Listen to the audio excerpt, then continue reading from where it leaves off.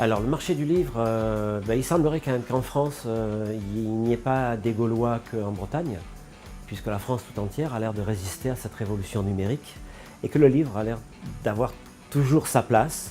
Le livre en tant qu'objet est apprécié par les lecteurs, même s'il y a un autre lectorat qui se satisfera des tablettes, hein, des liseuses. Mais je crois que le livre a encore une histoire à écrire en France. Sous quelle forme? Est-ce que ça va être que du livre bon marché, du dos carré collé ou du livre plutôt relié? Je ne sais pas. Chez nous, on voit augmenter les reliures haut de gamme.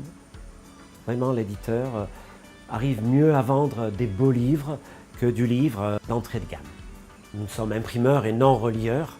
Dès qu'il y a besoin d'une reliure, à des gens dont c'est leur métier, là par contre. Nous faisons en interne notre dos carré collé, mais on s'arrête là.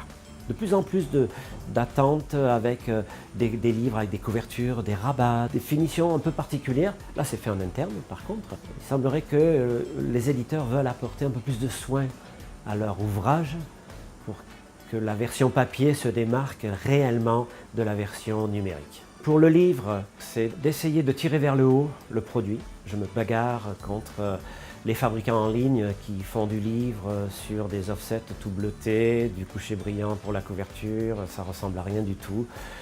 Donc moi je me refuse et j'essaie de l'expliquer, de le justifier, donc avec des beaux bouffants, avec des cartes pure cellulose, histoire que ce livre, même s'il est en numérique, ce ne soit pas un livre bas de gamme. Parce que peut-être qu'un jour, tous les livres seront faits en numérique, ça je ne sais pas, mais c'est possible. Et il faudrait quand même que cet objet reste beau, reste agréable au toucher. Nos atouts, c'est que moi je n'impose aucun format à qui que ce soit. Si vous regardiez dans ma bibliothèque, vous allez trouver une quarantaine de formats d'ouvrages différents, où chaque éditeur est libre de garder sa collection. J'ai entendu certains imprimeurs qui imposent pour avoir des coûts beaucoup plus bas, des formats standards. Quelle horreur que ces livres au format A5. Combien c'est beau un livre qui fait 14 par 23, très long, très agréable à ouvrir. Donc voilà, non, on essaie de rester vraiment près de l'attente de l'éditeur ou du particulier, puisqu'à compte d'auteur, on imprime beaucoup aujourd'hui. Et donc là, je prends du temps pour essayer de leur offrir un bel ouvrage, même s'il n'est imprimé qu'en 50 exemplaires pour la famille. Alors bon, nous avons un site qui a été remis à jour, sur lequel on a mis pas mal de petits outils, justement pour ceux qui veulent créer leur propre livre, donc comment calculer la tranche du dos, quelques conseils. Ils peuvent même avoir quelques prix en ligne. Là par contre sur des formats un peu standards, puisque donc les cotations sont différentes si les formats sont différents. Donc beaucoup de relations en direct. Ici dans cette maison j'ai aussi cette responsabilité, donc moi je me déplace beaucoup. On échange bien évidemment par mail, par Skype, et j'ai même des éditeurs qui me passent les commandes en SMS. Ce qui est un peu compliqué administrativement parlant, mais donc on est ouvert à tout type de communication et je suis accessible tout le temps et ils le savent. Je dirais que lorsqu'on prend le temps d'écouter le client pour essayer de lui trouver des solutions à ce qui pour lui était un problème, on a déjà, la commande est presque signée.